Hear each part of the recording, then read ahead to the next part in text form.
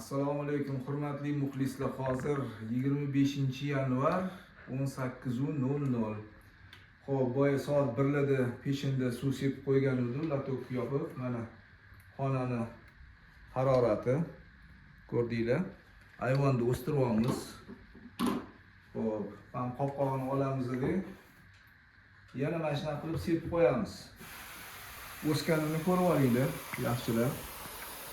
Mana shunaqa qilib sepib chiqamiz, xuddi boyidek. Shu mashina sepib turiladi. Bir kun keyin yog'ini yana aytaman. Xo'p. Yaxshilab sepgandan keyin mana buchilar qolib ketmasin.